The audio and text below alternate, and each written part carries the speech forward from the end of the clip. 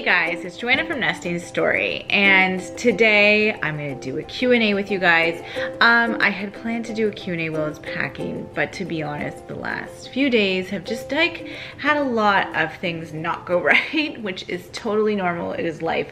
Our twins both had the stomach flu. I'm so thankful that it happened last week because as you're watching this, I am away in California right now and Mike is holding down the fort, so I'm very thankful about that. But whenever my kids get sick, because I run my business from home, I have to drop everything and be on mom duty, and that's what I've been doing. And so let's just do this Q&A like this, au naturel, not a drop of makeup. And then this also gives me a much needed week off of work, which I'm really excited about. And if you aren't already following me on Instagram and Insta stories, go ahead there now because it's gonna be a blast. There's gonna be a lot of people you recognize. We're gonna have so much fun in California. So let's get going. Okay, so some of these Q&A questions are from an old Q&A and wasn't able to get to them, and a few of them are new ones when I asked you guys this week if you had any questions for me. First question is, what made me want to start running again, and any motivation tips for working out and sticking to a schedule? So for running, I used to run a lot before I had kids, and then I really wanted to get active again, and I think just also with Oliver, it was the perfect type of exercise to get into. So I have got into it. I plan to run a 10K in May. And I had to take a little break when I got my eyebrows microbladed because I can't sweat, but I can't wait to get back into it when I get back from California. How to stay on a schedule with it? Ooh. I'm finding like if you can aim for 3 runs a week if you're trying to work out or run, I think that's a really healthy goal. And I think also to try out different times of the day that might work for you. I think a lot of us see someone else getting up super early in the morning and think, oh, I should be able to do that too. And it may just not work for your family or your lifestyle. So I would say try different combination scenarios. I've done that a lot of times, and sometimes working out first thing in the morning works for me, sometimes midday, sometimes in the evening. So switch it up and see what works for you. I don't know if that helps answer that question, but that's my biggest tip with trying to be consistent. Another question was, how is Mike's new job going? His new job, if you guys don't know, he switched jobs around Christmas and he is loving it. You have no idea what it's like to be able to ask Mike how his day was and him say great, because there was a while there where he was just pretty miserable at a job that he used to love. So it's been really, really good. How is Oliver? He's good. He's getting big. I'm sure you guys are seeing in my videos. He's a bit of a rascal when it comes to digging, but you know, the days that he's dug, I know that we've all been busy or the weather's been bad, and I know it comes from like more of a bored place. So anytime we can, we've been taking him actually to dog parks, which has gone very well. And I was always afraid to take him to one because I'd heard some bad things, and we've had a fantastic time taking him to dog parks. And he's so great with everybody, and he's so affectionate. And I think that's like the biggest thing I love about him. He's just unconditionally loves us. He's so gentle with the kids, and he's just such a sweet boy. Another question, how are the renovations in the mudroom going? They are stalled right now. We have completely stalled with our basement and mudroom and everything renovation. We've kind of decided that we're waiting till the weather gets really good. It's even cold today. It gets really good and the kids can like be outside while Mike works on it. We were just finding it too hard with all the kids home and Mike being able to work on it. So it will happen. It will happen. Okay, so someone asked, what is your advice for someone trying to find their dream job or purpose in life and can't seem to figure it out? So I went through that. I used to be an interior designer, and then I always kind of skim over when I switched from interior design to Nesting Story. Nesting Story was an interior design and mural painting company, but before that, I tried a whole bunch of things. I knew I wanted to run my own thing. I knew I wanted to be creative. I tried like an Etsy shop. I was doing like a bit of a baby concierge thing. I tried a whole bunch of stuff. And it was just trying things out for a while for me and keep pushing until I was really satisfied with what I was doing to find what I wanted to do. So I would just say, try things out. Actually, I really want, when my kids are starting to think about careers when they're a bit older, is I want to have them like job shadow people. So whenever I see an interesting career, I point it out to my kids and say, you could be doing that. That's something you could do. So yeah, like really try things out and be okay if, you know, something doesn't work out, because try something else. And I did. I went through about like 5 different things before I really found what was the perfect match for me. Okay, so someone asked, what is my philosophy on kids and screen time?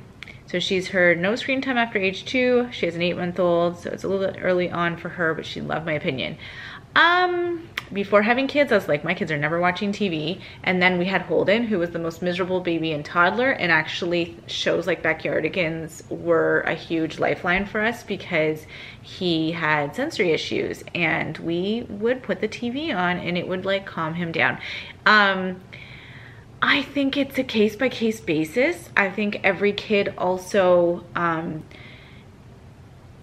like Holden is now like the easiest kid and very even-tempered kid, but we do sometimes have to pull the plug and have him like enter life. But I also find that if he's watching a lot of screen time, it doesn't like affect his mood really. Bo, on the other hand, like she can't have anything like YouTube or anything on her iPad because I start to see her behavior slide. So I really think it's up to the parents and the kids. We've kind of always made 4 years old as like 4 or up with iPads. So our twins, we probably get them used ones soon. And that's more for driving to Florida and things. I think it's really a personal preference, and I'm not an expert.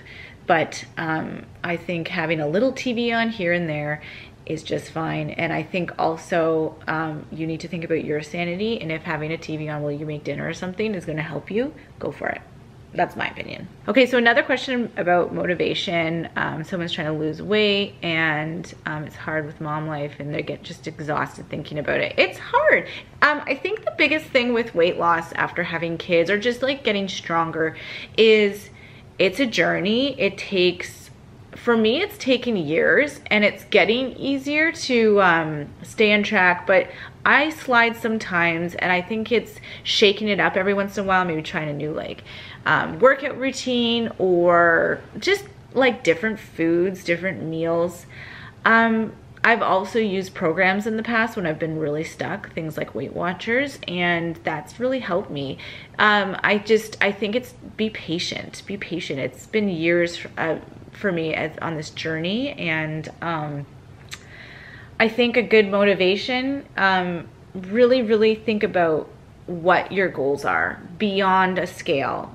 Do you want to be strong? Is there a certain type of outfit you want to feel good in? I think that that's really important than just the number.